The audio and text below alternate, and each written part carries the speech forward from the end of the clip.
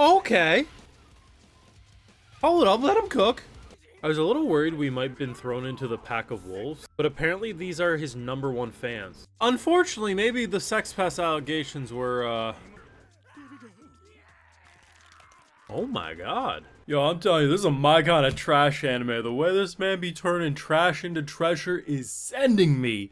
Drop a like, share, support, subscribe if you're new around here, and Patreon is where you're going to catch those full live reactions and other exclusives. So, I loved episode 1. But I was humming and hawing. There's so many good shows. Is this a top 5 of the Episode 2 said, just shut your bitch ass up. Yeah, it's a top 5 of the season. I was excited that this was 24 episodes last week. I am ecstatic it's 24 episodes after this. Engine as a character? Awesome. Badass Mary Poppins. What more can you want? But here's the thing. I was okay with our main character, Rudo. When he got tossed into the pits of hell, giant trash kaijus are coming to attack him. Had one person last week unironically try telling me that they weren't that big. Wild. And what does he do? He picks up a metal pipe and starts beating the shit out of them. Just pure raw he's him energy. But here's the thing, right? In the first episode, they established this whole idea of souls, like things going into objects. The more you care for them, the more positive I assume the possession would be. But also on the flip side, the more hostile you are treating the trash, the more monstrous it can become. So the idea of essentially all this trash being disposed, whether or not it's the souls of the fallen people who have been thrown in there, just the pure trash, whatever it is, it continuously manifesting and using other trash to repair itself makes a lot of sense. But then you got this character who's got some like Kojima level maneuverability with like, I swear to God, that umbrella would be given to a character in Death Stranding. It's actually able to disintegrate it. And, I'm thinking, okay, where are we going to go with this, right? Like, is it going to be a certain type of metal, a certain type of technology, whatever? And then we learn about, apparently a group of people who can manifest their power into an object. And based on the very quick, blink and you miss it moment, seemingly people can only do that to a singular object. So what we're learning is that most likely a character like Engine, his ability, he funnels into that umbrella, which is why he can do some crazy shit. Our boy Rudo, though, he can do it with anything. He did it with a chain, with a tire. He essentially became Ghost Rider and was putting all of his hellfire into objects. And they were visibly shook by this because they're like, okay, he doesn't have his object. We don't care. Or his only object is this chain.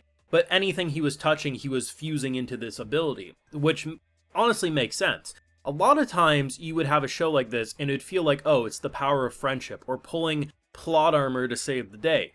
But in the first episode, the entirety of his character was he was someone who doesn't throw things away. He broke into rich bitches' homes to take their trash because one person's trash is another man's treasure and he doesn't believe in garbage, basically. So by doing that in the first episode, like if this all happened in the first episode, maybe my tune would have been slightly different. Like, I probably still would have said it made sense, but it wouldn't feel as impactful. But by giving an entire episode of him being thrown away like trash, him refusing to accept things as trash, the idea that once his power starts kind of unleashing, the idea that anything he touches, he's able to fuse with that is really cool to me.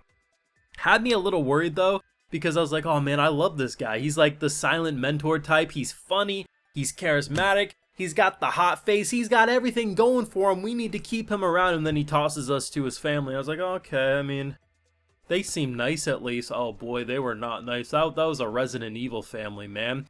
The fact that my boy said, yum yum motherfucker, let's eat, bit his finger off and ate the trash with a grin on his face. Might have a little too much of that dog within him is all I'm saying. But I'm loving this show. The characters are insane. The world is incredibly engaging, and while they've explained quite a bit over 2 episodes, I feel like we've barely scratched the surface. And best of all, something I didn't even consider, because I was very sad about his adoptive daddy not making it last week, flashbacks.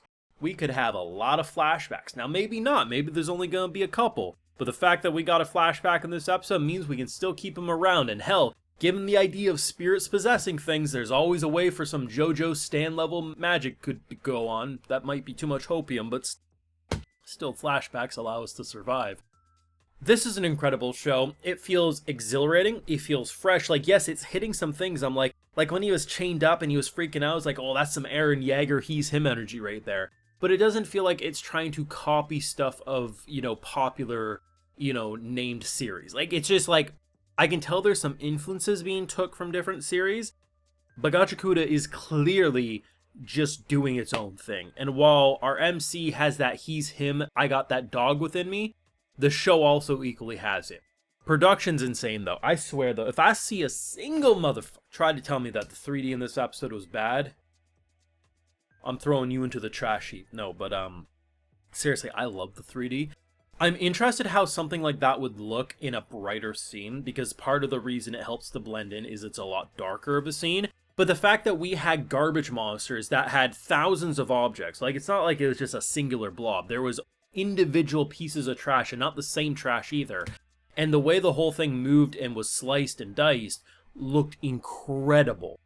If they're able to keep this level of quality for an entire 24 episode anime, going to be one of the best looking shows of the year if you ask me. There's so much good shit to watch this season. And the best part too is pretty much every good show, and honestly that's understood.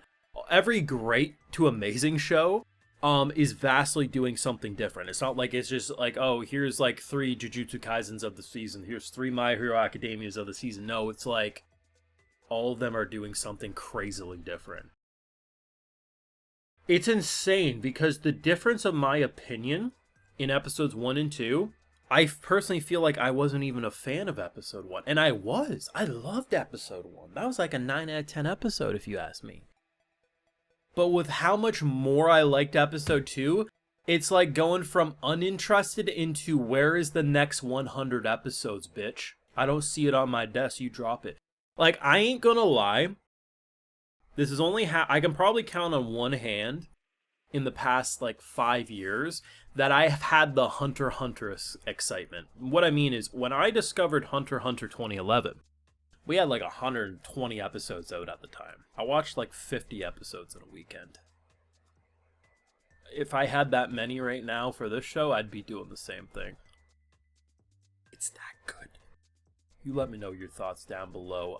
Drop a like if you enjoy, subscribe if you're new around here, and Patreon, where the full live reactions and hype live. And hey, I also give a video shout out to all of my patrons. So today I've got Jose Rafflecaster, Nicole, Azuro, Nebs10, Danny, Marty Hard, Renee Villarreal, Second City Kyle, and we also have Nick Howard. And Jesus Christ, I almost forgot the opening. Best opening of the...